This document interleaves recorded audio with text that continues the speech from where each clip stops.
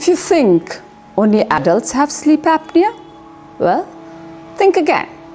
Sleep apnea is a serious sleep disorder where breathing stops and starts during sleep.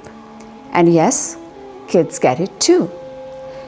In my practice, 5 out of 10 children who show the signs of mild to moderate sleep apnea.